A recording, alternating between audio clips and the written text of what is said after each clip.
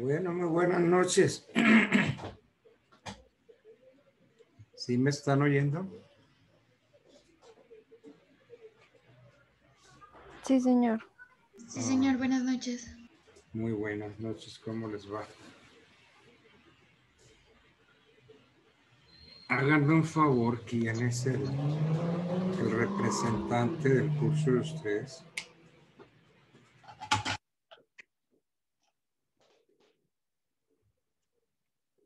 ¿Alguien me puede decir quién es el representante?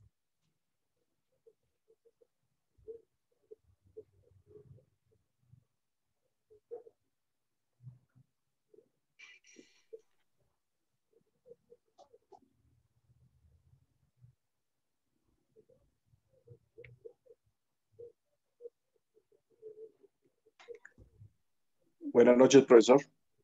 Buenas noches. ¿Quién es el representante del curso? Yo, profe. Buenas noches. ¿Quién es yo? Journey Reina. Journey. Me vi así acostado, el pecho pelado. Yo diría que no es presentación para estar con tus compañeros, y menos delante del profesor, ¿no te parece, Johnny? Te estoy hablando de Johnny Reina. Y sí, señor, qué pena. No, no es de pena, es de comportamiento. Oiga, si yo voy a su casa a visitarlo, yo no voy a entrar allá en pelotas, o sea, es decir, con calzoncillos solamente o con pantalones y el pecho pelado todo el tiempo, ¿cierto que no? No debo hacerlo. Igual usted debe respetar el curso. A ver. Es que no está aquí en el listado que yo tengo, no lo tengo usted, Journey Reina. Así, Reina Martínez, José Journey. José Reina.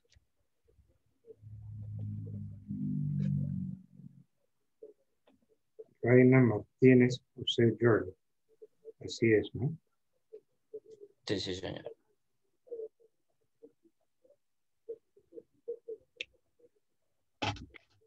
Bueno. Bueno, ya sí la cosa cambia, ya. ¿Qué pasa? Que usted estaba viendo el partido bien acomodado, bien sabroso. El problema va a ser mañana que juega Colombia. No, no estaba mirando el partido, no me gusta el fútbol. Pasé ¿No? entre un trabajo de la clase de francés. No me gusta el fútbol. Bueno. Los partidos de fútbol, hay partidos muy buenos. Bueno. Nosotros estábamos analizando la costumbre como fuente del derecho.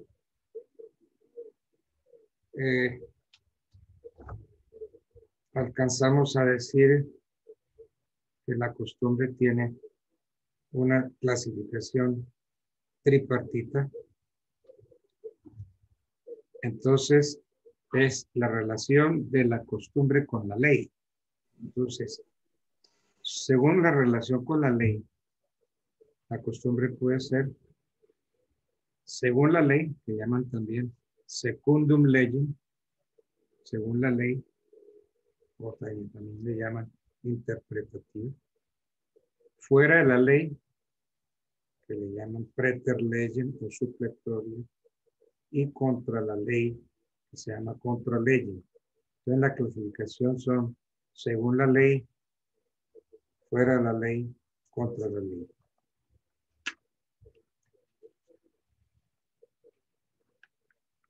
Muy bien.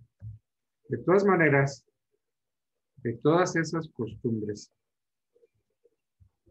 la costumbre contra la ley se excluye totalmente, porque en ningún caso la costumbre tiene fuerza contra la ley, ni siquiera en los casos de desactualización o desuso. Eso dice el Código Civil en el artículo octavo. Usted Buenas tiene- noches. buenas noches. Usted tiene Código Civil, Journey, Reina. ¿No lo tiene?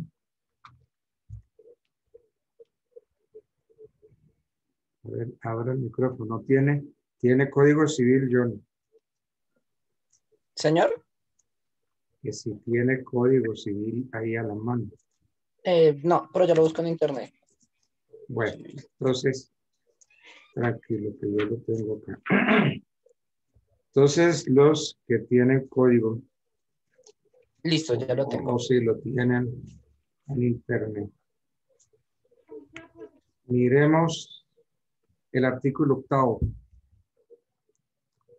El artículo octavo del Código Civil nos dice: la costumbre en ningún caso tiene fuerza contra la ley. No podrá alegarse el desuso para su inobservancia, ni práctica alguna por inveterada y general que sea. Entonces, todas las costumbres pueden ser fuentes de leyes, pero la costumbre que va contra la ley no la podemos tener nunca como fuente de ley. ¿Cómo se prueba la costumbre? La costumbre se prueba con documentos auténticos y con un conjunto de testimonios. Entonces, documentos auténticos puede ser una sentencia. Generalmente se prueba con una certificación de la Cámara de Comercio del lugar donde rija la costumbre. Entonces, ¿cómo prueba la costumbre? Con una certificación de la Cámara de Comercio. Puede ser que tratemos de probar alguna costumbre extranjera. Entonces, con copia de una certificación que emita el respectivo cónsul colombiano. Y con copia auténtica de la sentencia o laudo en que una autoridad jurisdiccional lo hubiera reconocido.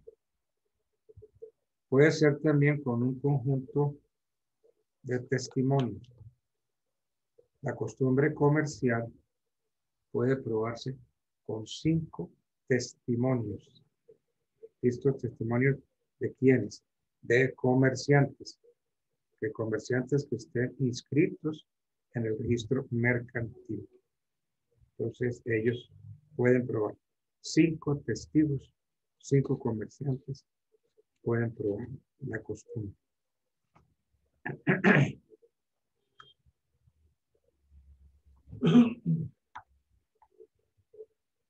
En el sistema del common law, derecho común, los países del common law, que son Inglaterra, Irlanda, Estados Unidos,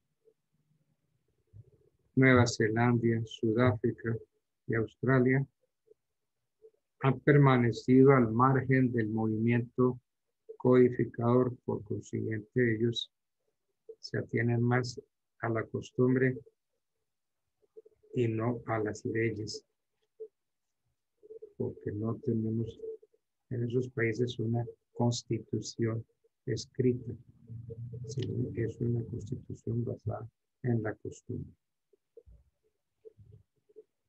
Entonces, el common law, que ya saben quiénes son los países: Inglaterra, Irlanda, Estados Unidos, Canadá, Nueva Zelanda, Sudáfrica y Australia.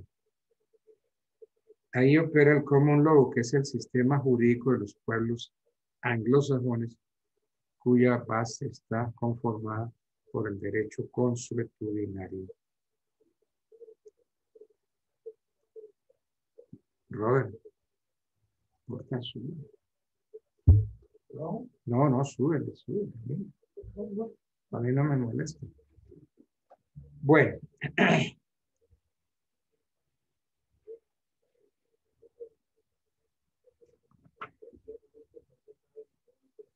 La jurisprudencia también es fuente del derecho. Es una fuente formal del derecho. Y tenemos una disposición en el artículo 10º de la ley 153 del 87, que nos dice que 3 decisiones uniformes dadas por la Corte Suprema como Tribunal de Casación sobre un mismo punto de derecho constituye doctrina probable y los jueces pueden aplicarlo. Entonces, esa es una decisión muy linda, la jurisprudencia. Desde 1887 se tiene esa decisión. Ley 153 del 87, artículo 10º. 3 decisiones uniformes dadas por la Corte Suprema como Tribunal de Casación sobre un mismo punto de derecho constituyen doctrina probable y los jueces podrán aplicarla en casos análogos. La jurisprudencia es fuente también. Pero ¿qué se busca con la jurisprudencia? Se busca unificar la jurisprudencia. La uniformidad de la jurisprudencia es la mejor garantía de la estabilidad jurídica de un país. Entonces, hay una sensación de que los jueces tienen el amparo seguro de su derecho y que las cortes, especialmente la Corte Suprema, lo que debe buscar es la uniformidad con todas sus sentencias, buscar la uniformidad para que haya estabilidad jurídica, porque es lo que pasa ahora, que ya no sabemos cuál es el criterio reinante de la Corte, porque la Corte de hoy no piensa igual a que la Corte de hace 10 años, ni mucho menos con la Corte de hace 20 años.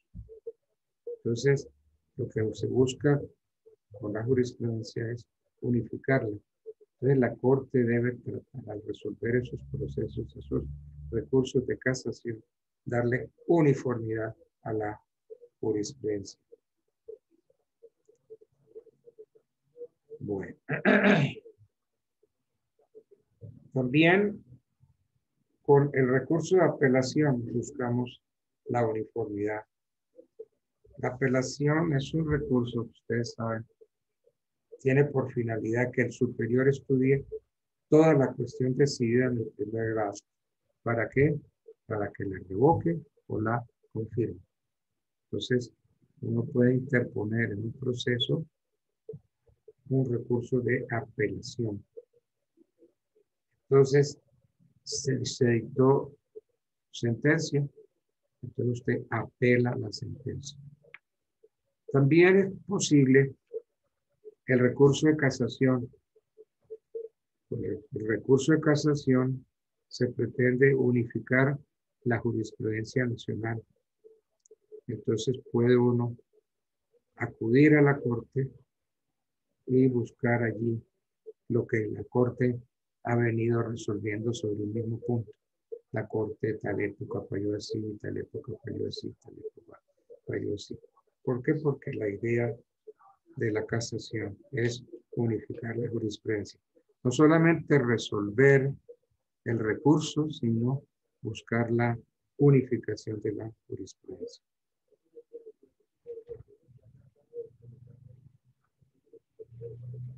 También la doctrina de los autores es fuente del derecho. La doctrina. Porque es que antes de la ley escrita se conocían o se conocieron las obras privadas en las cuales se relataba y se ordenaba la costumbre como una solución. Entonces, fueron los tratadistas que a través de sus conceptos, a través de sus leyes, fueron unificando la costumbre.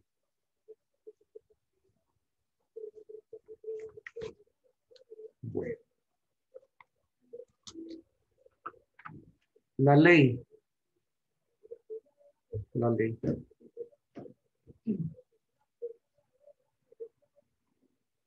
La ley, pues, es la máxima expresión de la voluntad del legislador. Entonces sacan leyes y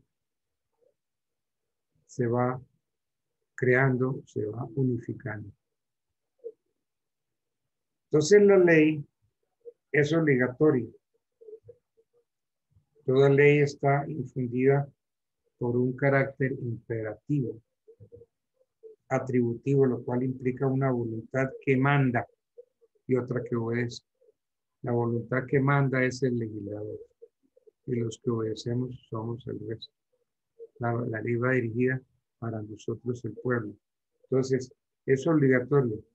Entonces, ¿por qué? Porque hay unos que mandan y otros que obedecemos. La ley es general. ¿Por qué es general? Porque va dirigida, está destinada para todas las personas que se ubiquen o se encuentren bajo el mandato de la ley. La ley es permanente. Se debe aplicar a todos los actos y hechos que se presenten bajo su vigencia. Es permanente. La ley es abstracta, es impersonal. La ley no se da para casos individuales ni para personas determinadas. La ley es para todo el mundo. Entonces, la ley por naturaleza es la manifestación y consciente de la voluntad del Estado. Entonces, la ley va para todo el mundo. Produce efectos erga omnes. La ley se finge conocida. Todas las leyes se fingen conocidas. Eso es muy difícil que alguien conozca todas las leyes del país, pero es que así establecido nadie puede decir, no, es que yo no conozco la ley. No, la ley se finge conocida de todos los destinatarios. Por eso entonces es que la ignorancia de la ley, no podemos esgrimir ignorancia de la ley como una excusa para no cumplirla.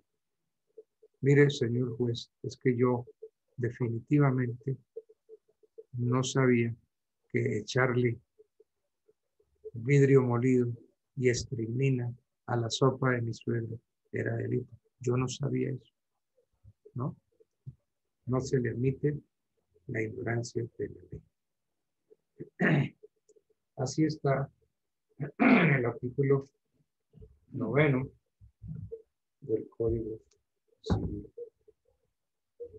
Veremos a ver qué dice el artículo 9 del Código Civil.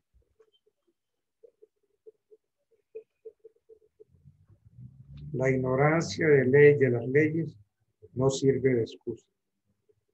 Exclusivamente el artículo 9 trata de la ignorancia de la ley.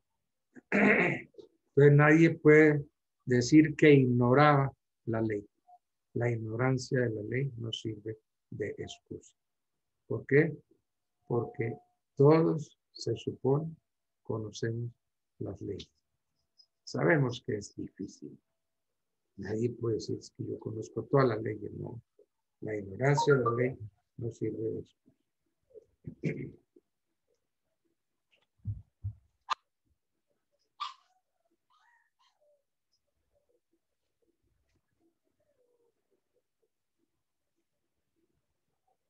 ¿Cómo se forma una ley?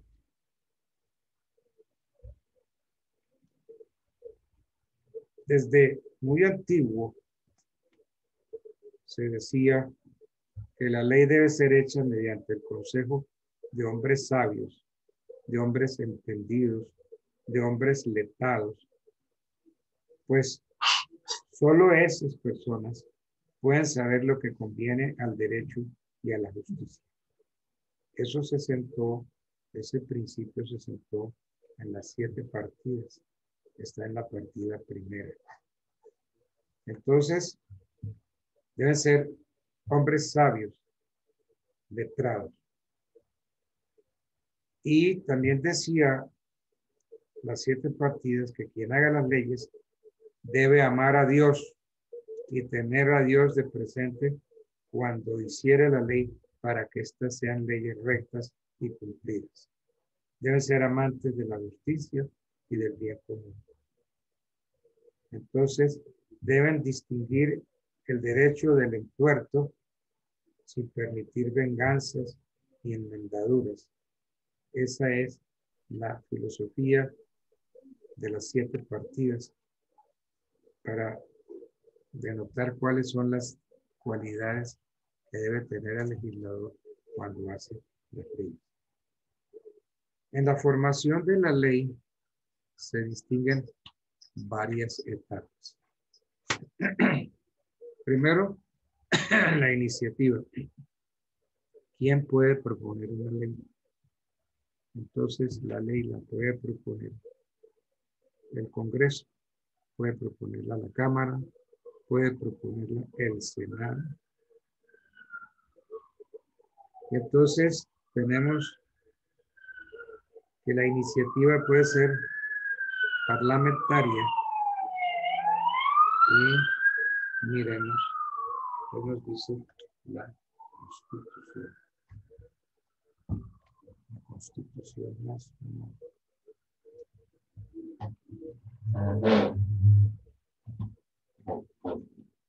Voy a acercar la Constitución. ¿No?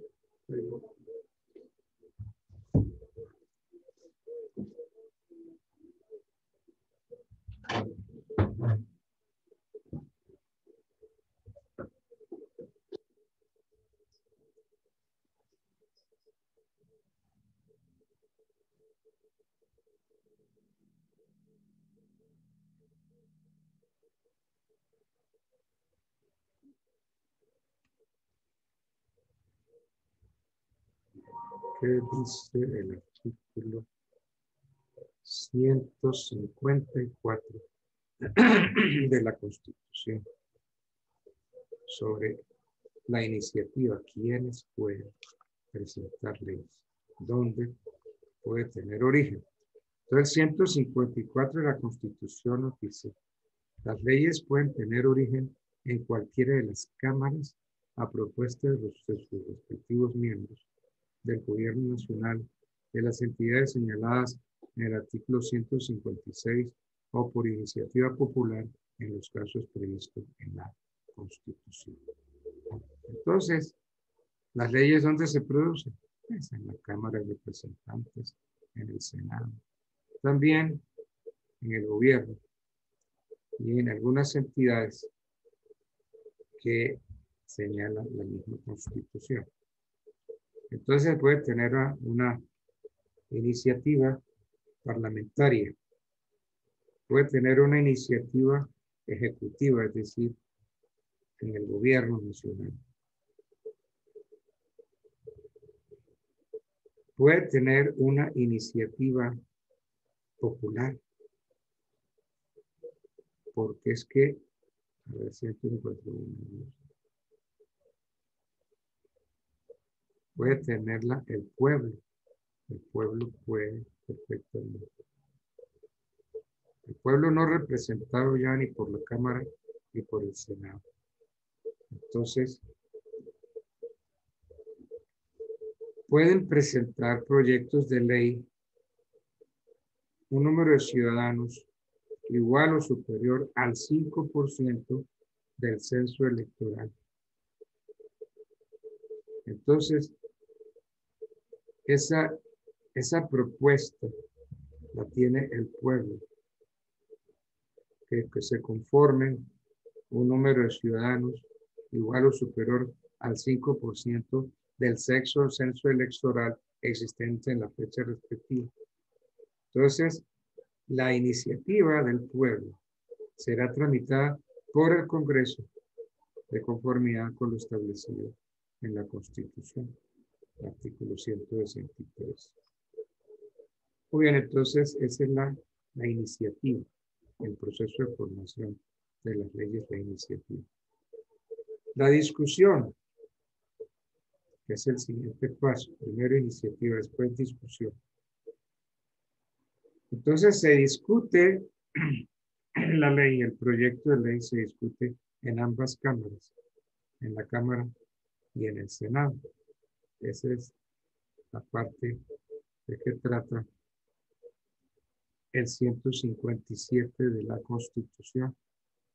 Dice, ningún proyecto de ley será ley sin los requisitos siguientes. Primero, haber sido publicado oficialmente por el Congreso antes de darle curso en la comisión respectiva. Segundo, haber sido aprobado en primer debate en la correspondiente comisión permanente de cada Cámara. El reglamento del Congreso determinará los casos en los cuales el primer debate se surtirá en sesión conjunta de las comisiones permanentes de ambas cámaras. Tercero, haber sido aprobado ese proyecto en cada cámara en segundo debate. Y finalmente, esa es la discusión, ¿no? Es la segunda parte, la iniciativa, la discusión. Y tercero, ya después viene la sanción. ¿Qué es la sanción? Cuando ya el proyecto ha sido aprobado por ambas cámaras, ese proyecto se lo pasan al presidente para su sanción. Es decir, para que firme el proyecto. Entonces, para su sanción. El gobierno puede objetarlo, pero si no objeta ese proyecto, entonces dispondrá que se promulgue como ley. Entonces el presidente lo firma. Si no la objeta, entonces puede proponer que se promulgue. Bueno.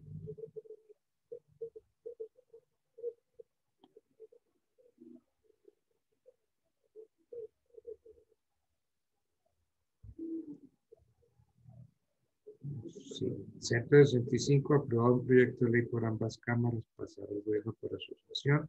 Si este no lo objetare, dispondrá que se promulgue como ley. Bien. Entonces, viene la promulgación. ¿Qué es la promulgación? La promulgación, entonces, es la publicación de la ley en el diario oficial. Entonces, se promulga, se publica en el diario oficial. Y entonces se cuentan 2 meses. 2 meses.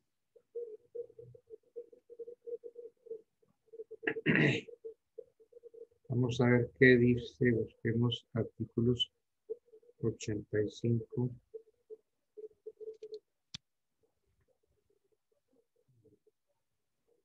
Artículo 165. Así ya lo leemos.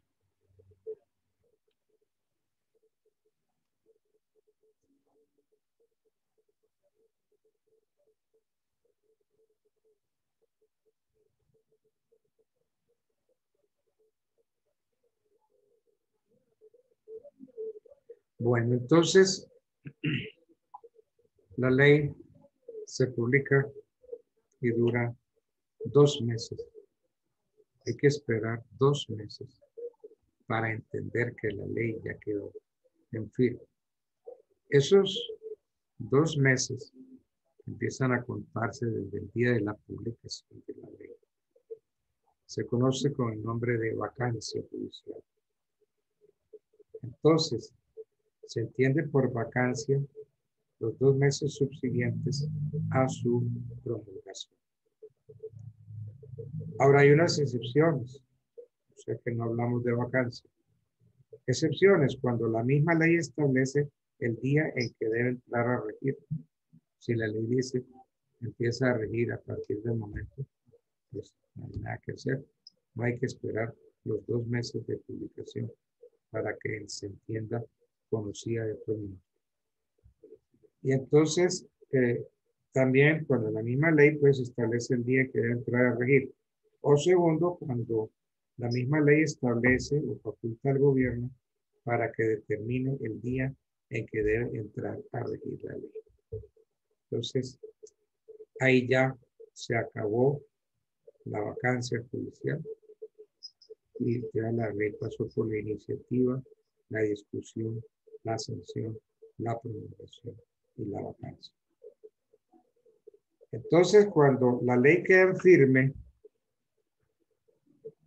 entonces, cuando la ley ya está vigente, es de obligatorio cumplimiento.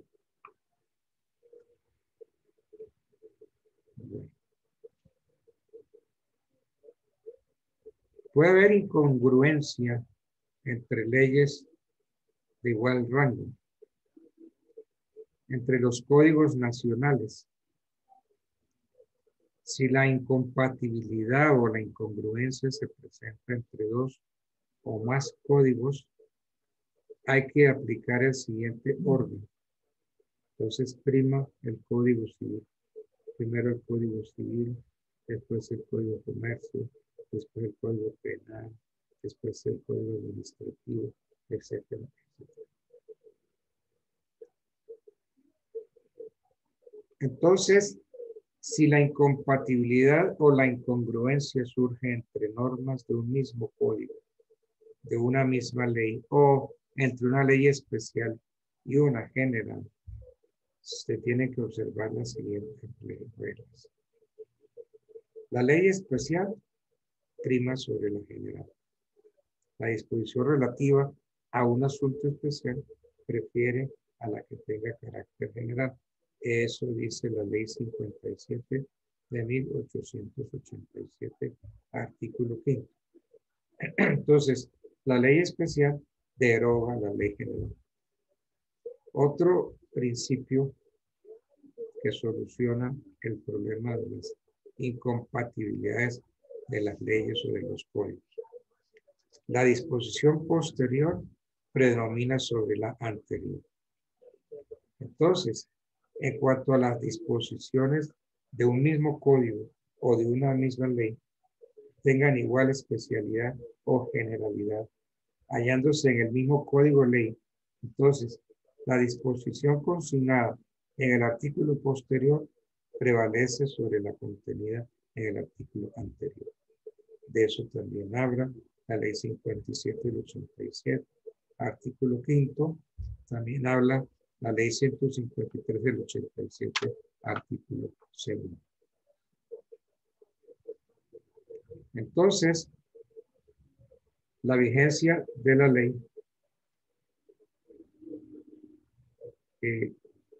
tiene los siguientes aspectos. En el tiempo. En cuanto al tiempo, tenemos que decir que la ley no puede ser obligatoria sino cuando se promulga. Entonces, las leyes se instituyen. Las leyes son obligatorias desde el momento de su promulgación.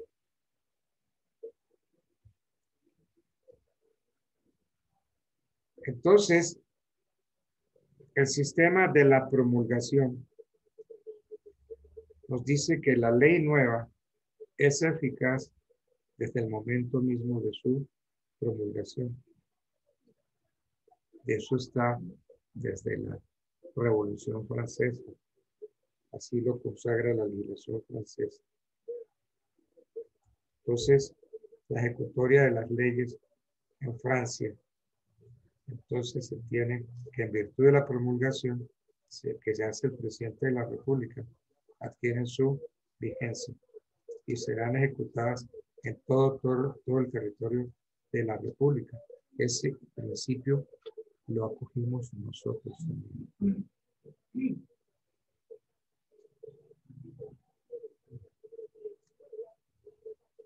Hay otro sistema, varios sistemas, el sistema sucesivo, el sistema sincrónico uniforme.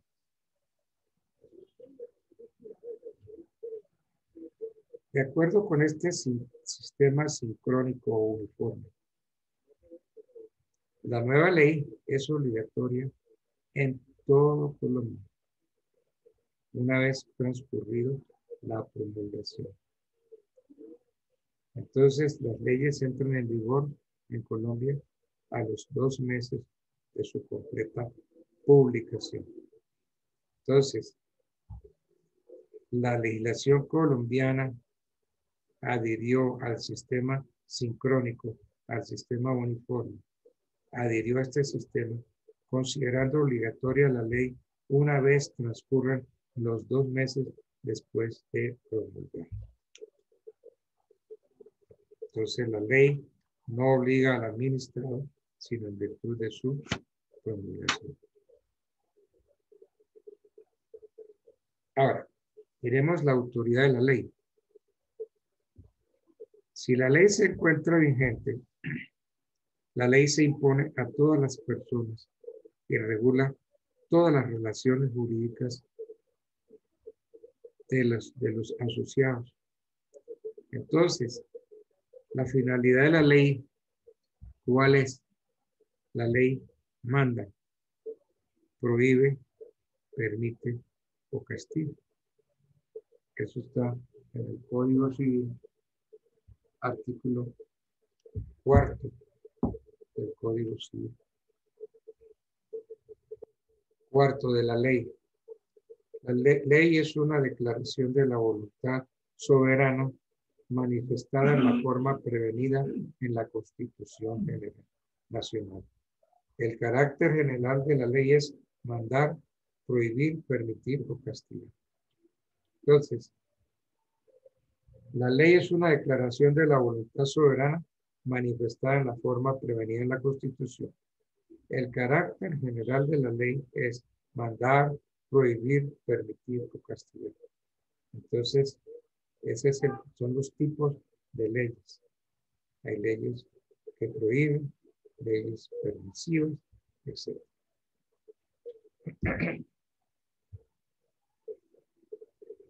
Entonces, la finalidad de la ley, repito, es mandar, prohibir o castigar.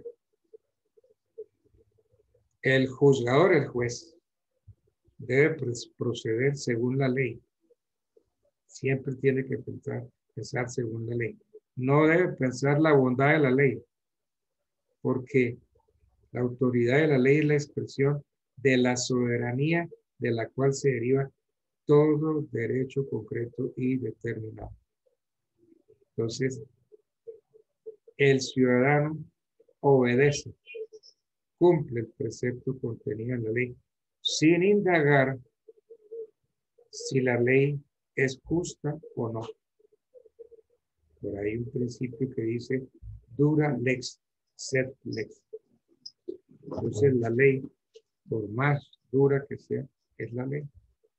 Entonces el ciudadano obedece y no pregunta si la ley es justa o no. Entonces la finalidad es mandar, proceder. Entonces el juzgador, el juez, debe proceder según la ley, no según la bondad de la ley.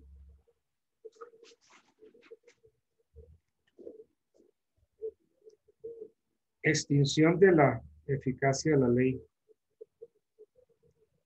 La ley pierde toda eficacia obligatoria, tanto por causas internas como por causas externas.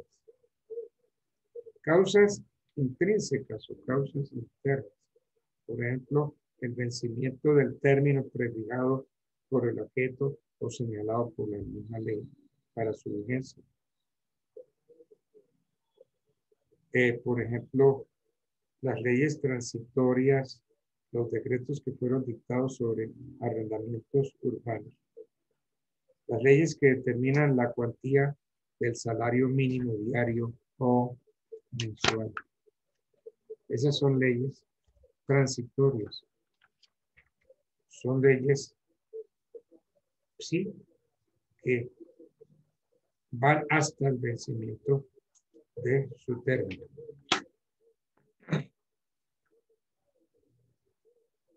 El agotamiento o la consecución del fin de la ley que se propuso también es el fin de la ley. Eso es causas internas. Como causas externas o exógenas está la derogatoria.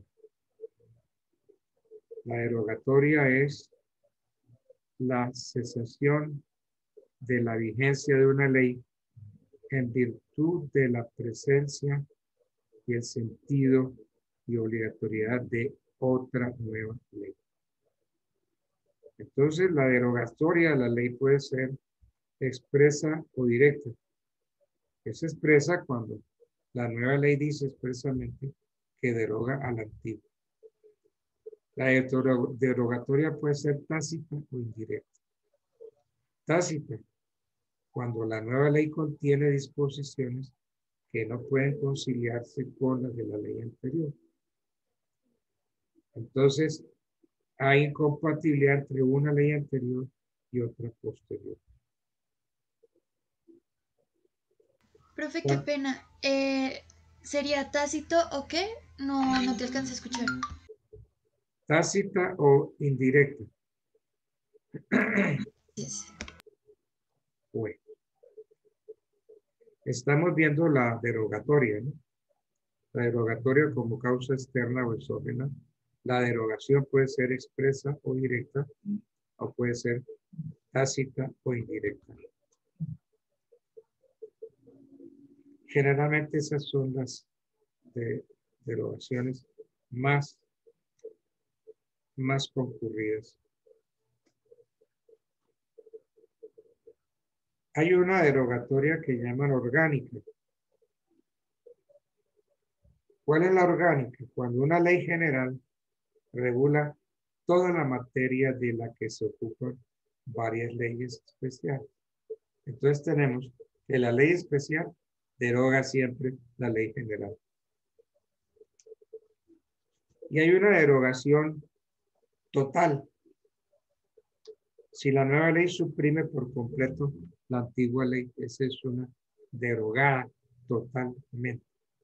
Si la nueva ley suprime la anterior, ya la anterior llega hasta ahí.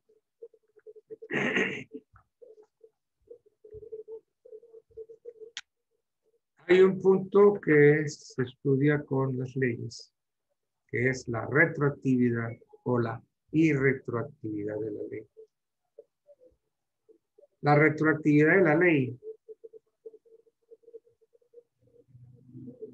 Toda ley nueva se presume más justa y más adecuada que la anterior, por lo que es razonable aplicarla de inmediato, tanto a los hechos futuros como a los ya sucedidos. Entonces, este planteamiento ha generado un conflicto entre la seguridad individual y social, fundada en el respeto y la constancia de los derechos nacidos y protegidos por la legislación anterior. Entonces, las leyes no son retroactivas, es el principio general. La ley rige para el futuro, la ley no rige para el pasado. Entonces, la nueva ley solo rige desde su promulgación y se dispone que sea para el futuro, es decir, ex nunc. Entonces, una ley posterior no puede retrotraerse a nada anterior. Entonces, la nueva ley viene a regular situaciones para el futuro. ¿Qué criterios se tienen para establecer la irretroactividad de la ley? Entonces, el primer criterio es el de la teoría tradicional. Entonces se tiene muy clarito que la ley es retroactiva si afecta a derechos adquiridos.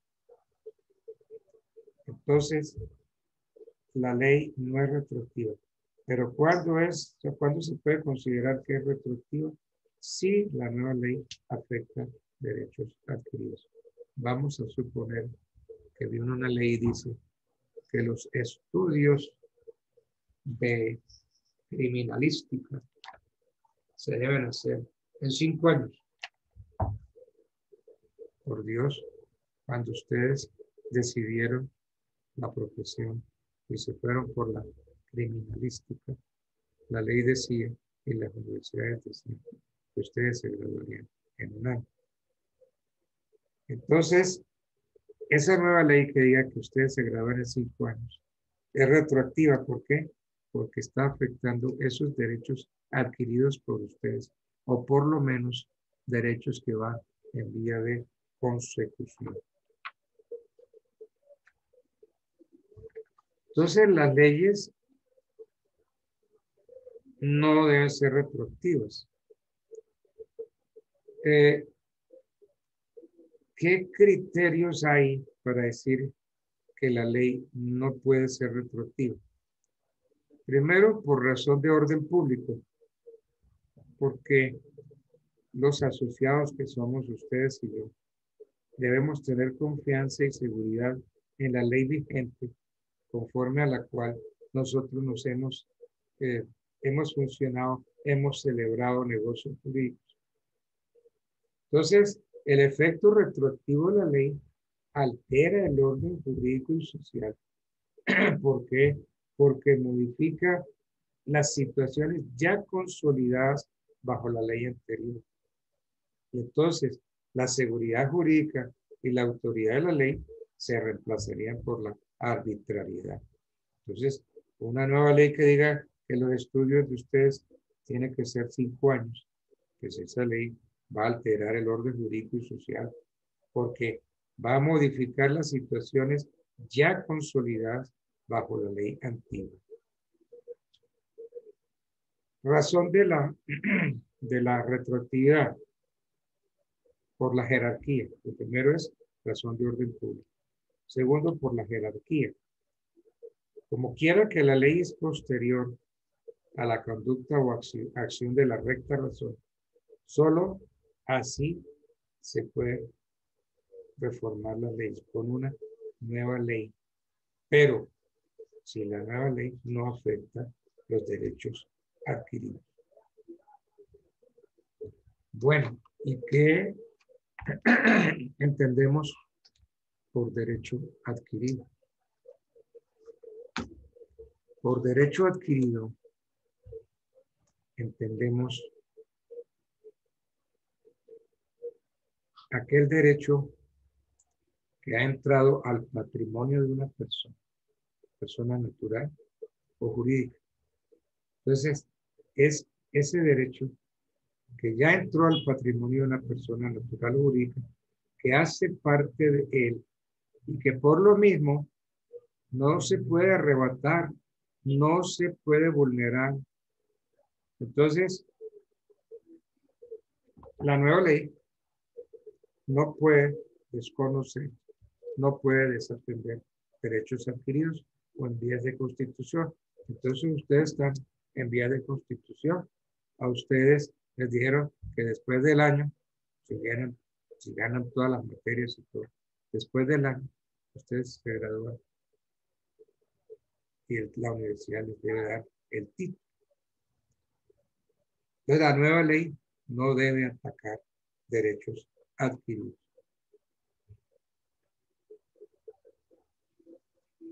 A que el derecho de ustedes no está adquirido todavía. Porque ¿cuándo se adquiere? Cuando ya cumplen todos los requisitos, cuando ya pasó el año, cuando ya ustedes aprobaron todas las materias. Pero mientras están estudiando, mientras se va desarrollando ese año, entonces ya no hablamos de derecho adquirido, sino de meras expectativas. Entonces, ¿qué es la mera expectativa? Que eso también lo atacan. Porque se dice que ustedes no tienen derechos adquiridos, que ustedes tienen una mera expectativa. Entonces, la mera expectativa, ¿qué es? Una simple posibilidad, una esperanza cuya realización es del todo ajena a la voluntad de quien confía el nacimiento del derecho. Entonces, se dice pues que la ley retroactiva es retroactiva si vulnera derechos adquiridos y que como ustedes tienen es una mera expectativa, pues no se vulneraría ningún derecho adquirido. Esa es una teoría que hay por ahí. Entonces, perfectamente les pueden modificar los estudios porque ustedes no tienen el derecho adquirido, ustedes no lo han adquirido, ustedes van en vía de consecución. Y en vía de consecución, la ley 153 del 87 le llama mera expectativa. Entonces, la mera expectativa, ha dicho la Corte, no pasa de ser una simple posibilidad, una esperanza. Pero esa pelea ya se ha dado porque tenemos que entender que la mera expectativa hace parte de la teoría del derecho adquirido. Entonces, la ley que vulnere los derechos adquiridos y por ende vulnere las meras expectativas, esa ley sería inconstitucional.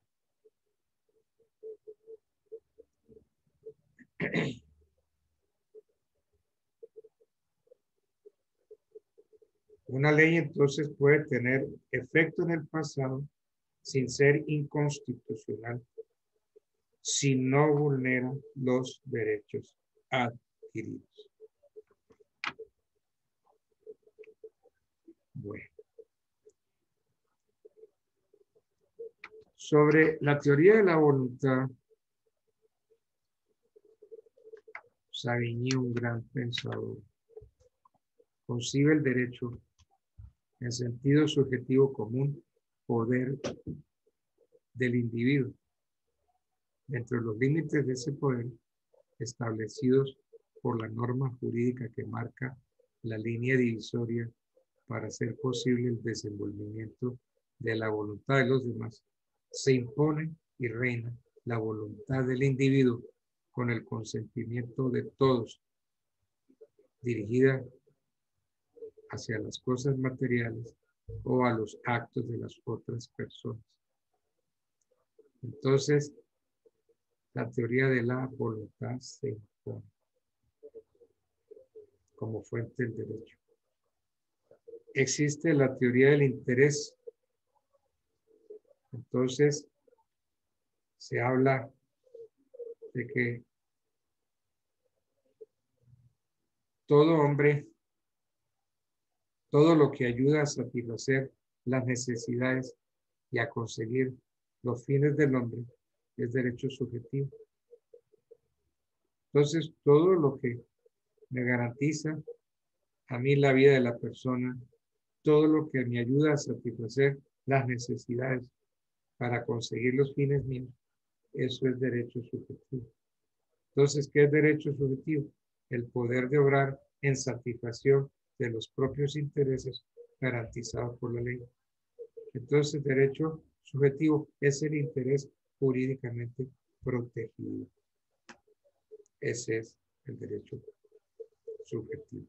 Y el derecho objetivo, como su nombre lo dice, es el que está en los códigos, en las normas, porque se puede leer, se puede ver que está ahí.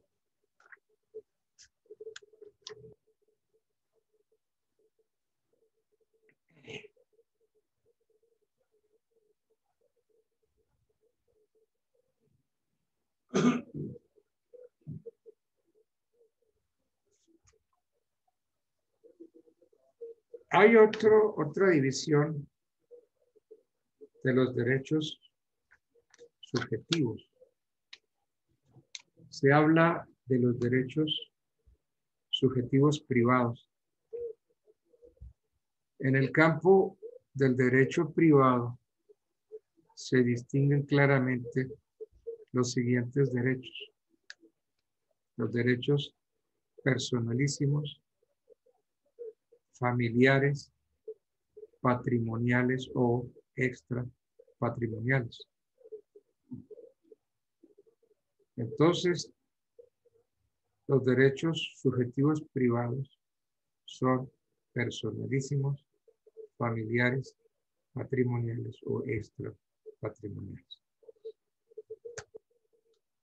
Esos derechos personalísimos, que también se les llama individuales, también se les llama derechos de la personalidad, derechos fundamentales o derechos humanos, constituyen las prerrogativas o facultades que permiten a cada ser humano el desenvolvimiento y desarrollo de sus naturales aptitudes físicas y espirituales.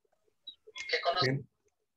Dentro de esos derechos se cuentan la vida, la integridad, la libertad personal, la libertad de conciencia, la libertad de trabajo. De estas clases, de esta clase de derechos, se ocupa el derecho público. ¿Okay? Los derechos familiares, que son otros derechos subjetivos privados.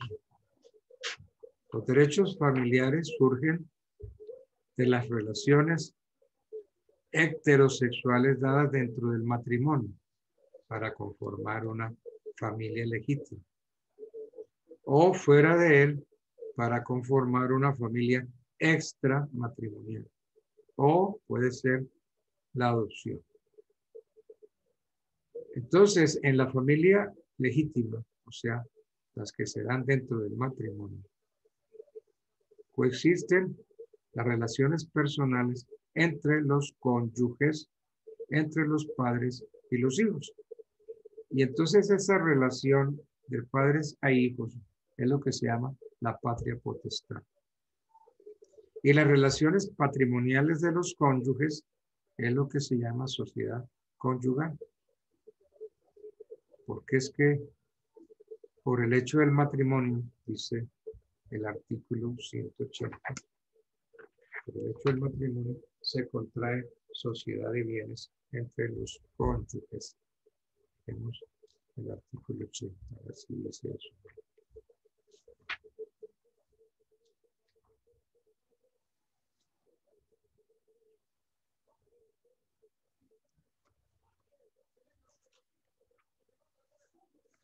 (180) Por el hecho del matrimonio se contrae sociedad de bienes entre los cónyuges. No hay nada que hacer. El matrimonio forma una sociedad de bienes, la sociedad conyugal.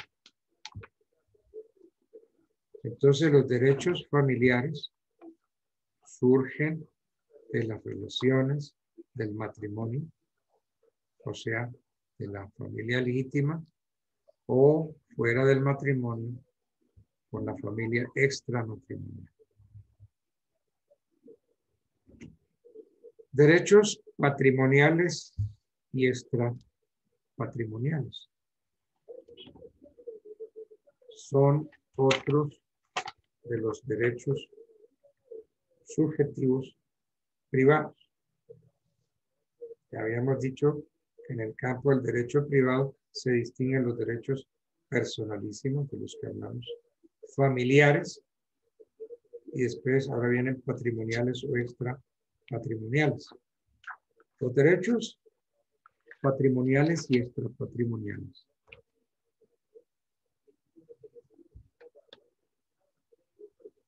Se concreta o se ve en las facultades o poderes que tenemos todos para realizar, para satisfacer nuestras necesidades económicas mediante el tráfico de las cosas, objeto de comercio, por lo que esta clase de derechos son transmisibles y modificables. El derecho patrimonial es susceptible de cuantificar, susceptible de evaluar, susceptible de traducir en un valor. Esos derechos patrimoniales son extrínsecos a la persona y se pueden transmitir por acto entre vivos o por causa de muerte. Es decir, el patrimonio de una persona a la muerte de la persona, pasa a los herederos y causavientes. No hay nada que hacer. Entonces, los derechos patrimoniales son extrínsecos, como dije, y se pueden transmitir por causa de muerte. Los derechos patrimoniales son también objeto de tráfico, objeto de comercio jurídico, como sucede con la propiedad, por ejemplo. Los derechos extrapatrimoniales, en cambio, son intrínsecos. Los anteriores dijimos que eran extrínsecos, ¿cierto? En cambio, los derechos, esos son los patrimoniales extrínsecos. Los derechos extrapatrimoniales son intrínsecos a su titular, de modo que no pueden ser objeto de cuantificación, de evaluación real, de transmisión ni de comercio jurídico. ¿Cuáles son esos derechos extrapatrimoniales que son intrínsecos a la persona? ¿Cuáles son? La vida, la integridad, el honor. ¿Qué derechos patrimoniales conocemos? Como derechos patrimoniales podemos contar los derechos reales, los derechos personales de crédito u obligaciones y los derechos universales. Como derechos patrimoniales están los derechos reales, los derechos personales de crédito y los derechos universales. Esos son derechos patrimoniales. Los derechos reales, porque yo dije, como derechos patrimoniales se cuentan los derechos reales. Los derechos reales o el derecho real es el que tiene o el que se tiene sobre una cosa sin respecto a determinada persona. Entonces, eso es un derecho real. Yo lo puedo explotar. Es un derecho que yo tengo directo sobre la cosa, sin consideración a nadie. Perdón, profe, ¿derecho qué? Real. Ok, gracias. Eso está en el artículo 665 del Código Civil. Están también, aparte de los derechos reales, están los derechos personales o de crédito. Los derechos personales o de crédito son los que solo se pueden reclamar respecto de ciertas personas. Esas personas, por un hecho suyo o por disposición de la ley, se obligaron, contrajeron obligaciones. Esos derechos personales o de crédito son los que tiene el acreedor frente a su deudor por la plata que le prestó, el acreedor frente a su deudor por el dinero prestado, o el hijo frente al padre por los alimentos causados, por los alimentos debidos. Entonces, el titular tiene el poder para exigir estos derechos personales o de créditos. Los derechos universales, sujeto está constituido por una universalidad jurídica, como sucede con la herencia. Esos son los derechos universales. Los derechos inmateriales son las producciones del ingenio, de la inteligencia, del talento, el ingenio humano. Y esos derechos inmateriales son los llamados propiedad intelectual. Y entonces la propiedad intelectual encaja en los derechos de autor. Esos son los derechos inmateriales consagrados de que trata el artículo 671 del Código Civil.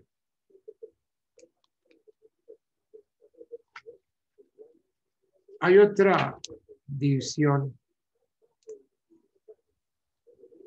Los derechos absolutos y relativos. ¿Qué es derecho absoluto y qué es derecho relativo? Derecho absoluto es el que obliga en su observancia y respeto a todas las demás personas. Miren, la vida, eso es un derecho absoluto. Ese derecho que yo tengo sobre la vida produce efectos respecto a todas las personas. Todas las personas están en la obligación de respetar mi derecho a la vida. Todas están obligadas a respetar la integridad personal. Todas las personas están obligadas a respetar la propiedad, sin excepción. Todos esos son derechos absolutos. Producen efectos erga omnes, es decir, para todos los hombres.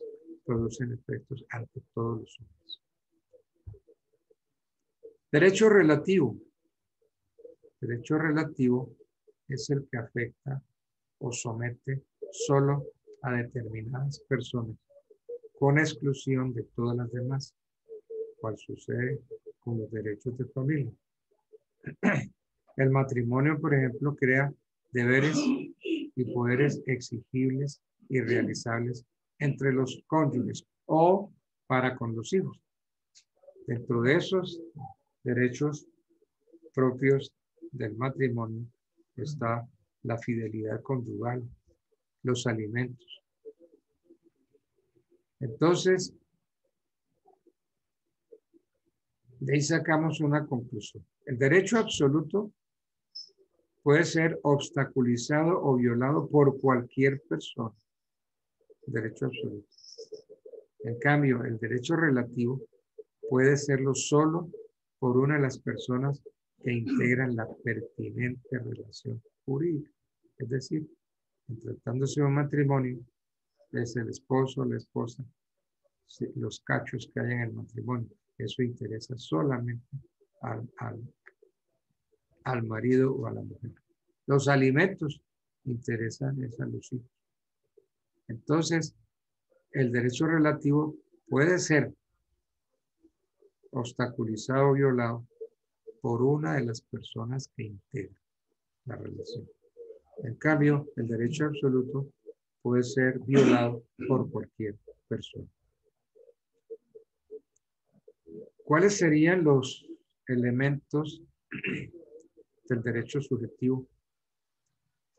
No es posible, no es concebible, no es posible concebir el derecho subjetivo sin un sujeto o sin un titular.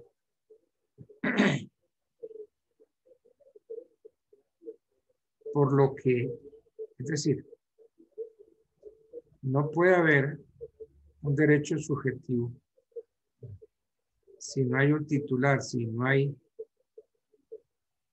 un poder, una facultad, una protección jurídica. Por lo que el sujeto, el objeto y la protección jurídica constituyen los elementos del derecho subjetivo. El sujeto, el objeto y la protección jurídica. El sujeto de los derechos y los deberes lo llamamos persona. Algunos hablan de hombre, pero no, hombre y persona, según la gramática, son sinónimos. En el campo jurídico, todo hombre, aunque no siempre ha sido, es persona, pero no toda persona es hombre. Repito la idea. Según la gramática, hombre y persona son sinónimos. Y en el campo jurídico, todo hombre, aunque no siempre ha sido, es persona. Pero no toda persona es hombre.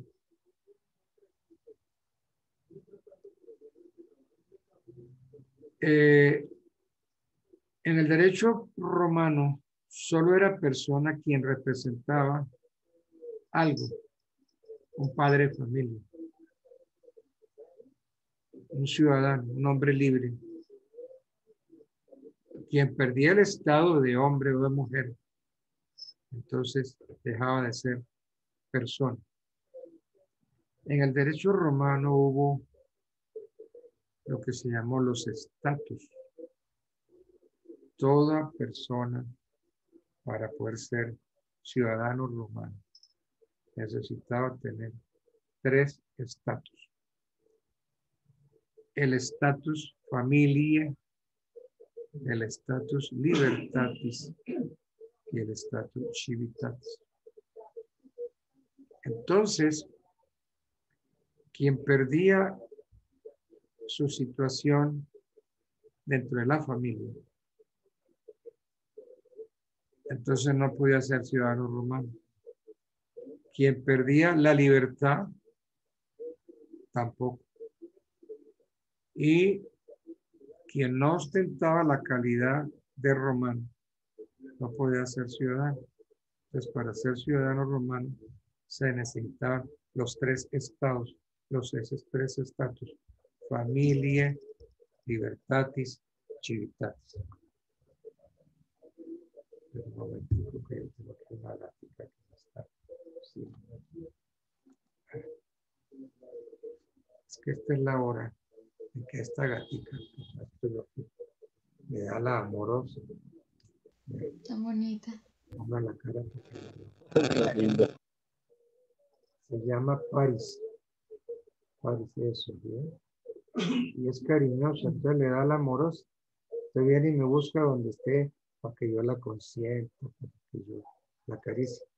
Pero tiene algo significativo. Esta gatita no ronronea. Es el único gato que yo veo que no ronronea. Vamos a tener que llevarla al taller para que revisen qué pasó con ese motorcito. Si le falta para ponérselo, no ronronea. Tampoco maulla. Es el único gato que no maulla. Bueno.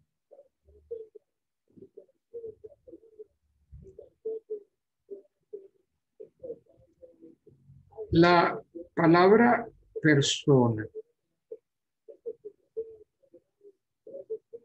no implica o determina solo seres humanos, porque es que en derecho romano hubo seres humanos a quienes el derecho no consideró como personas. Los esclavos, por ejemplo, son seres humanos los esclavos, pero no son personas.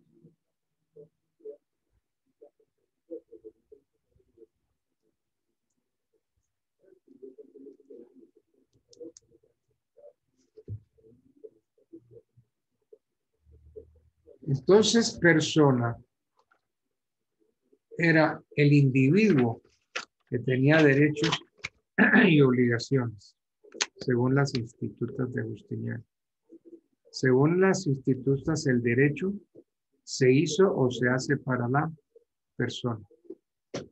Entonces, ¿quién es persona? Persona es todo ser capaz de ser sujeto activo o pasivo de derechos y obligaciones. Persona es todo ser capaz de ser sujeto de derechos y obligaciones. Tiene derechos y puede contraer obligaciones. Esa es la persona.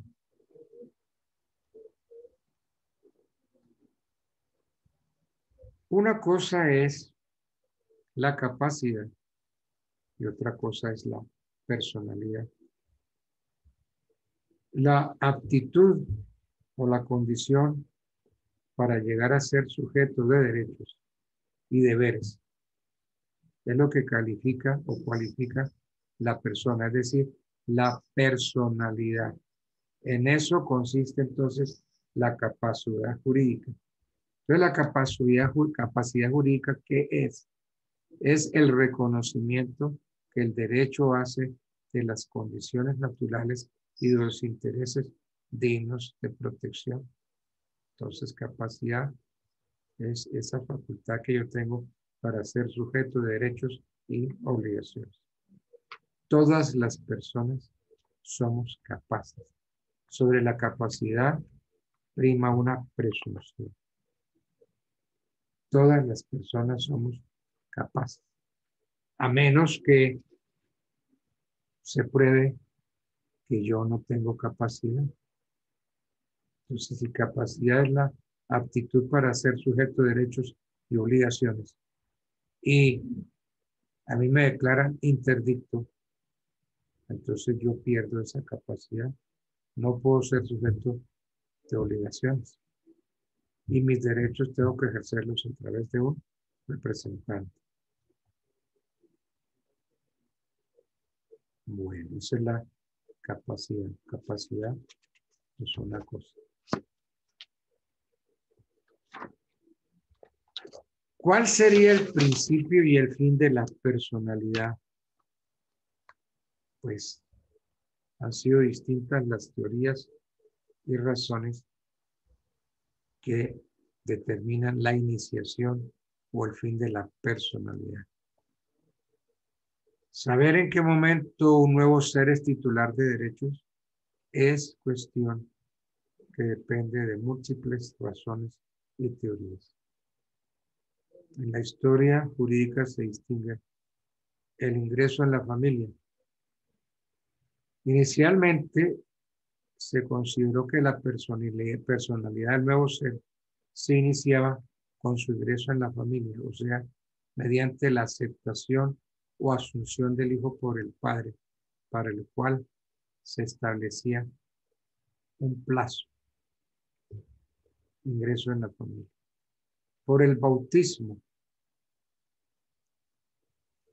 En la Edad Media se consideró que la personalidad se iniciaba al ingresar el nuevo ser en un grupo social. ¿Y cómo ingresaba? A través del bautismo. Eso, ¿dónde está? ¿Quién fue la primera ley que habló de eso? En el fuero justo. El fuero de los jueces. Así se dijo en el fuero juzgo. El que nace puede haber los bienes de los padres si después que fuere nacido recibiere el bautismo y viviere 10 días.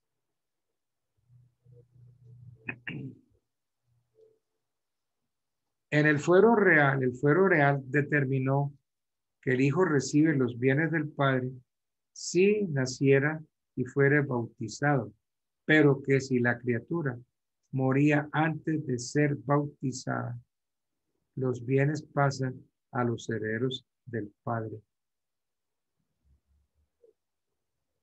Y esto se conservó por la ley de Toro. Otra forma para el principio de la personalidad, no solamente el ingreso, por el bautismo, por la concepción. Sobre esto hay un problema grande. Nosotros tenemos en el artículo 90 del Código una norma muy clara. La existencia legal de toda persona principia al nacer. La existencia legal de toda persona principia al nacer. Hay otros códigos que dicen que la existencia de la persona comienza desde la concepción. Por lo que entonces antes del nacimiento se puede considerar persona. Nosotros no. Porque la 90 dice que la existencia legal de toda persona principia al nacer. Entonces, el nacimiento es lo que reconoce la personería. En cambio, otros derechos, como el argentino, por ejemplo, dice que la existencia de la persona comienza desde la concepción.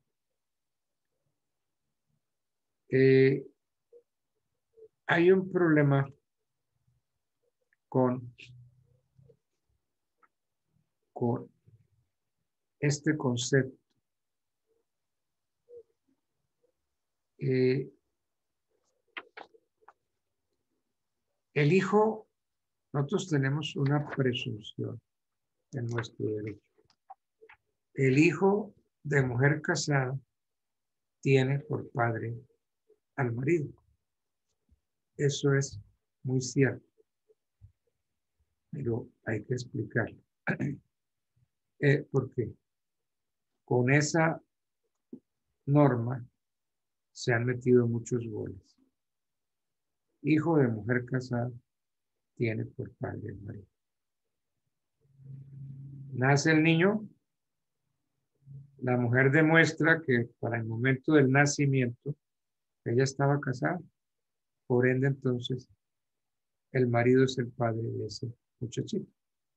Hijo de mujer casada tiene por padre el marido. Pero entonces imaginémonos lo siguiente. Yo tengo novia y me voy a casar con la novia. Pero resulta, y eso tómenlo como una señal. Muchas veces pasa que el hombre se quiere casar y la mujer no. No. Por lo pronto no, ahora no quiero. Me caso después, nos casamos después. No, ahora no estoy listo. Y de pronto esa misma novia le coge el afán para el matrimonio. Bueno, si te quieres casar conmigo, nos casamos ya, pero es ya. Si nos vamos a casar es ya. No puede ser dentro de un mes o 2 meses. Nos casamos es ya. Entonces, viene la pregunta, ¿y por qué le cogió el afán de casarse? La niña no dice nada. La niña salió embarazada de un amiguito que tiene. Pero ese amiguito no se va a casar con ella. Entonces salió embarazada. Pero como yo soy su novio y estoy desesperado por casarme, entonces ella sí necesita casarse rápido para achacarme el hijo.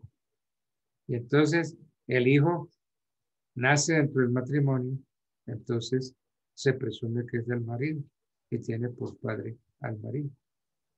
Y a veces las mamás de esas niñas son alcahuetas, porque saben que la mamá sabe que la hijita le puso los cachos al novio y se casó embarazada. Entonces nace el niño, según las cuentas, nace antes de tiempo. Entonces, ¿por qué? Porque cuando la niña se casó, ya tenía 1 mes o 2 meses de embarazada. Y entonces, se casa y se supone que un embarazo dura 9 meses.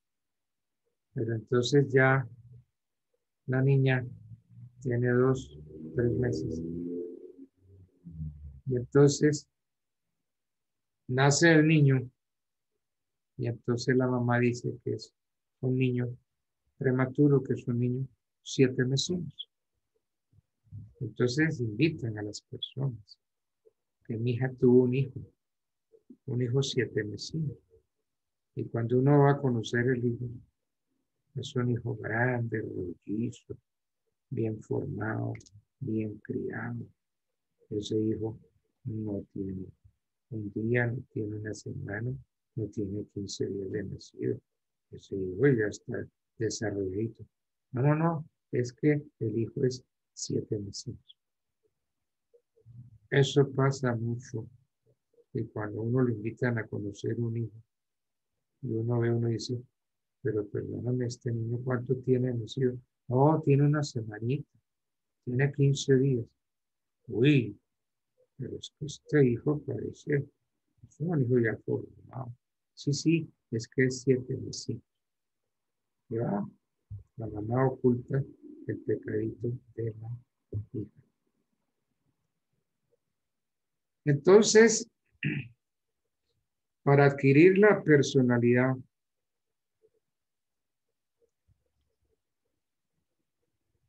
hay varias teorías La teoría de la viabilidad del derecho francés. Porque es que la personalidad humana tiene como punto de partida el nacimiento. Pero entonces vamos a distinguir algunas teorías. El derecho francés tiene la teoría del nacimiento viable. Entonces, en el derecho civil francés se dice que para adquirir la personalidad no es suficiente el nacimiento, sino que es preciso haber nacido vivo y que el nacido sea viable, es decir, con aptitud física para la vida. Porque quien nace muerto no nace. No, en ningún momento es titular de derecho. Ahora, según el derecho francés, además de nacer vivo, debe ser viable. Esto es, que debe tener aptitudes para la vida. Debe tener órganos esenciales para la existencia, sin vicio orgánico ni funcional que le impida la continuación de su existencia. Entonces, para el derecho francés, ellos siguieron el derecho romano. El derecho romano decía, sí, que nazca, ¿cierto? Que nazca vivo, pero que tenga forma humana, decían los romanos. Porque los niños que nacían con algún defecto, la ley romana los consideraba como monstruos. Monstruos. Yes. Dígame. Entonces, no es viable para el derecho francés, como tampoco lo fue para el derecho romano. Quien nazca careciendo de figura humana. Porque quien no tenga figura humana no puede considerarse como persona.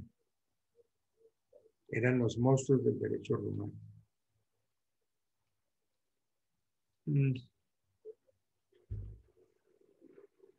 La falta de figura humana no puede confundirse con la falta de figura física. Por ejemplo, con la falta de algún miembro, una manito, de pie.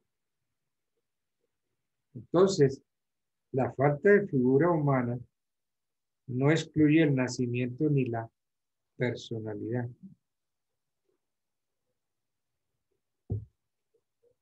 Nosotros decimos que nazca vivo y que sea separado completamente del cuerpo de la madre, nada más. En cambio, el derecho francés y el derecho argentino, si ha nacido pero no es viable, el hecho de que hubiera vivido durante cierto tiempo, no tiene ninguna trascendencia. Entonces, nuestro derecho dice que nazca vivo y que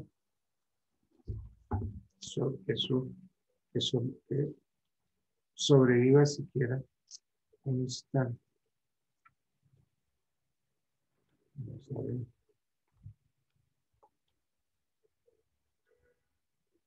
Dice el artículo 90. La existencia legal de toda persona principia al nacer, esto es, al separarse completamente de su madre. El inciso primero dice, la criatura que muere en el vientre materno o que perece antes de estar completamente separada de su madre, o que no haya sobrevivido a la separación un momento siquiera, se reputará no haber existido. Entonces, ¿qué necesitamos? Que nazca y que haya sobrevivido. Primero, que nazca, que esté completamente separado de la madre, o sea, que se le corte el cordón umbilical y que haya sobrevivido a la separación siquiera un momento. Eso dice nuestra ley, para que una persona se entienda la existencia, para que una persona se entienda que existió.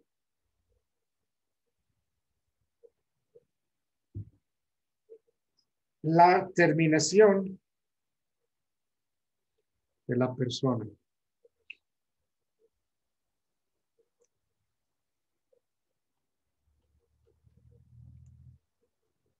en el derecho alemán, el artículo primero del derecho alemán establece que la capacidad jurídica de las personas empieza con la consumación del nacimiento, es decir, con la separación completa de su madre. Nosotros también tenemos lo mismo. Entonces, solo quien nace vivo adquiere la personalidad. Pues entonces esto se hace necesario precisar las condiciones del nacimiento. Entonces, ¿cuáles serían los requisitos del nacimiento?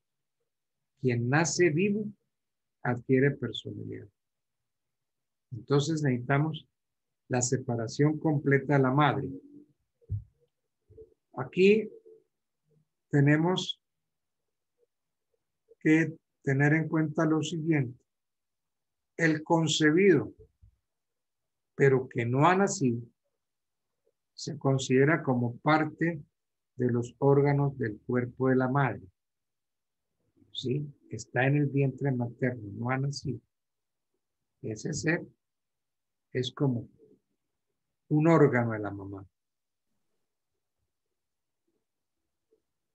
Aunque pues tenga la posibilidad de adquirir vida autónoma, por esa razón se protege al concebido no nacido. Entonces, el método, el modo, es decir, ni el método, ni el modo, ni el momento de la separación interesan al derecho. Porque es que, a ver, el nacido puede ser separado de la madre mediante un parto normal, pero puede ser también separado de la madre por cesárea. Entonces puede haber también un parto prematuro. Y no se requiere la ruptura del cordón umbilical. Entonces esto es la separación completa de la madre. El hijo concebido y no nacido se considera como parte de los órganos del cuerpo de la madre. Ahora, una vez separado de la Profe, madre, señora. una pregunta, pero tenía Ah, no, entendido que un perdón, feto, perdóneme usted. Creí que era un alumno. Sí, ah, repitan, porque le dije señor, excusen. Pero repítamela. Sí, podemos repítamela. utilizar, podemos utilizar lenguaje inclusivo, todo eso. Eh, Eh, Profe, el referente por lo menos tenía entendido que el feto no era directamente un órgano, digamos, de la mujer, o sea, el feto, digamos, es más catalogado como un parásito porque es algo que se está alimentando del cuerpo principal dentro del útero de la mujer. sí, pero, a ver, todavía no es persona, ¿no? No es persona. Porque Ah, ok. cuando se es persona, cuando se nace, se le corta el cordón umbilical y sobrevive siquiera un instante. Entonces, por eso es que yo dije que el concebido y no nacido se considera como parte de los órganos del cuerpo de la mujer. Que el método, el modo, ni el momento de la separación interesa al derecho, porque es que el nacido puede haber nacido mediante un parto normal o puede ser por cesárea. Puede haber un parto prematuro o un parto tardío. Entonces, se necesita la separación completa de la madre y el feto, que también se le denomina cigoto. El cigoto no es persona. El cigoto es como un brazo, una pierna de la madre. Ahora, vida extrauterina. ¿Qué quiero yo decir con esto? Que una vez separado de la madre, el nacido debe haber vivido un momento siquiera. Eso dice nuestra legislación.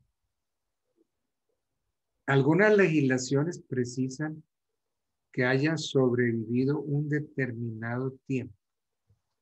La española, por ejemplo, requiere que al menos haya vivido o sobrevivido 24 horas enteramente desprendido del seno materno, que se le cortó el cordón umbilical y duró siquiera 24 horas.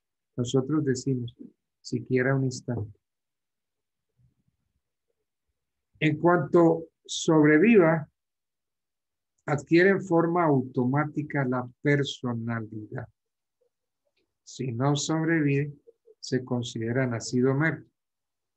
Cualquiera que haya sido la causa y el momento del fallecimiento, se presume no haber existido jamás.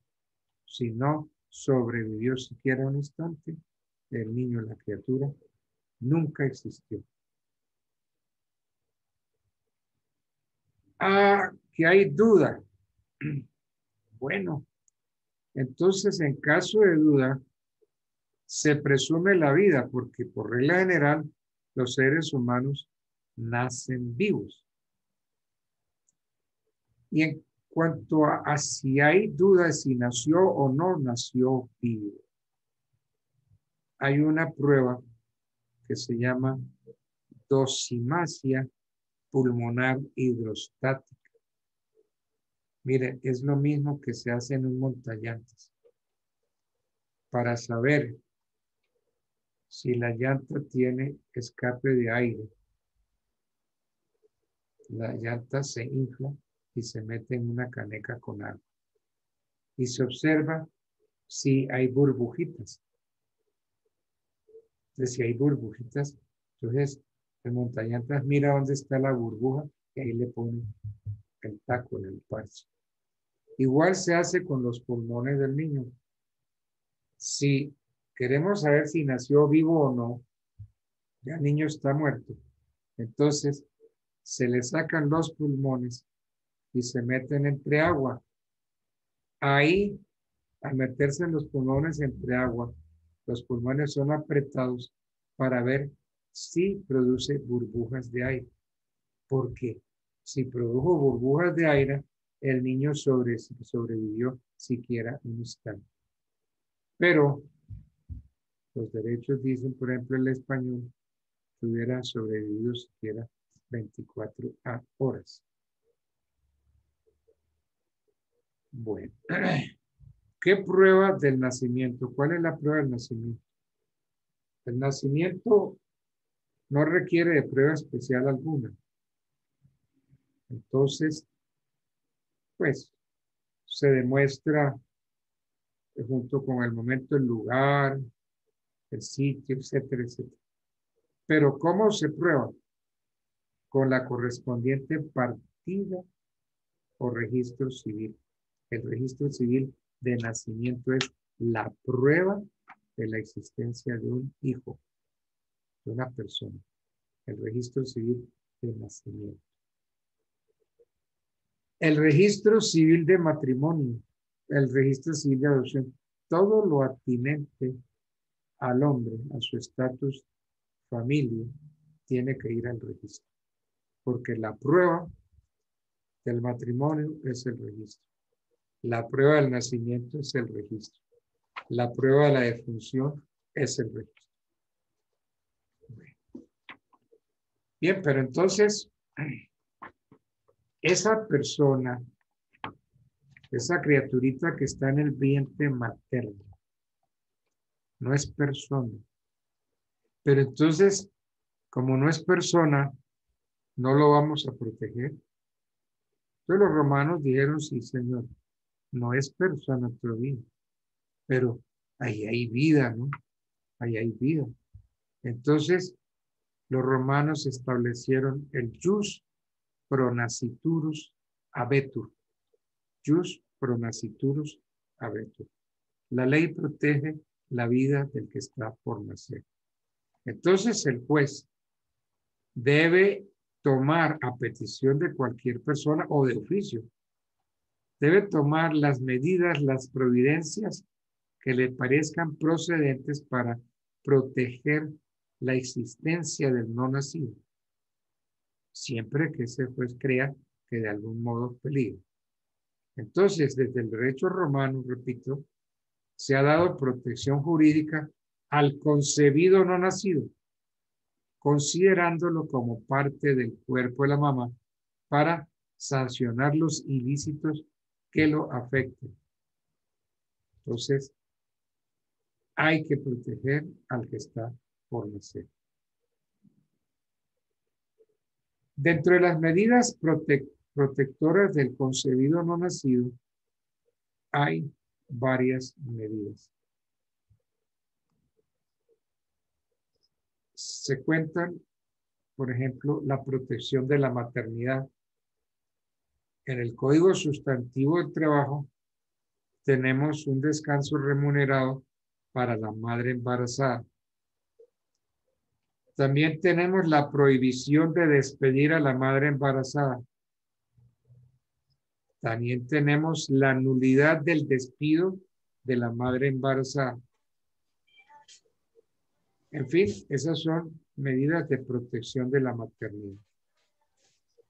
Entonces, tanto los jueces como los funcionarios de policía deben tomar las medidas convenientes para proteger la existencia del concebido no nacido, ordenando, por ejemplo, el cambio de residencia o domicilio de la madre embarazada, la atención médica, la prohibición de cualquier maltrato, castigar cualquier maltrato sobre la mujer embarazada.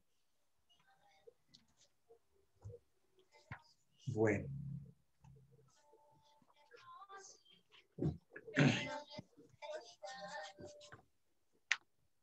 No sé, ya falta un cuarto para las 10. Dejemos para mañana viernes el tema de la impugnación de la paternidad. El marido puede impugnar en cualquier tiempo la legitimidad del hijo habido por su mujer durante el matrimonio. Miremos lo que ya también ya vimos, la presunción de paternidad, la regla según la cual el hijo de mujer casada es hijo legítimo, según el artículo 203. Miremos el hijo póstumo.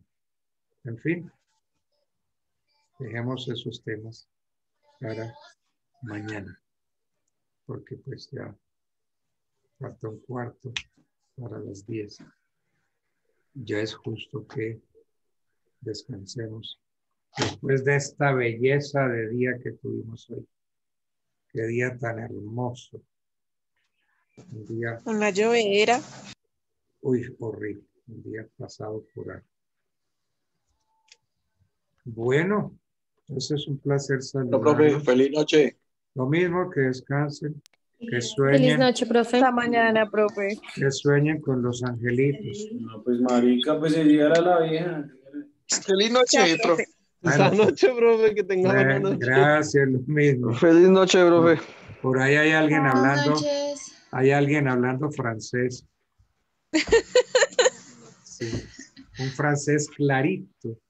Es un francés parisino. Bueno, Francés ok. París. Para mañana pues que descanse. Chao, chao. Dios. Chao. No, profe. Chao.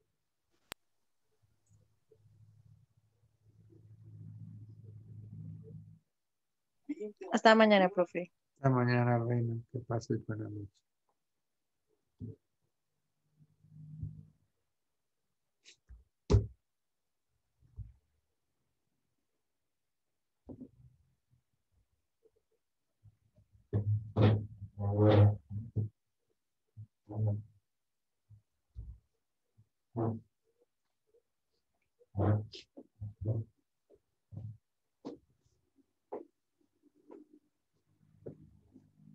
Claro.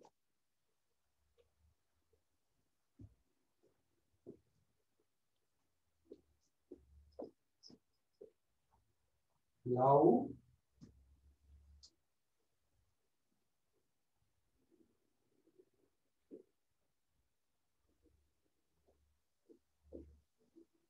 Ya terminé. Entonces, no me aparece ahí.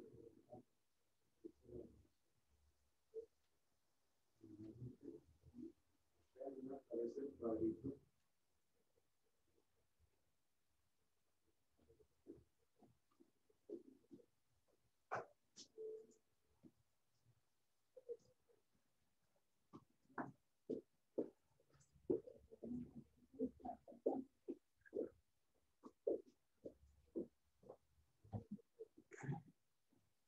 Si ves, no me aparece generalmente.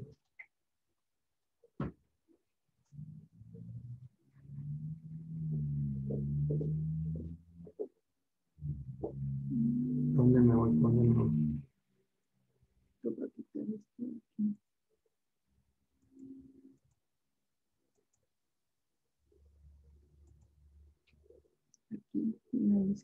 Ahí, ese es el cuadrito que yo busco.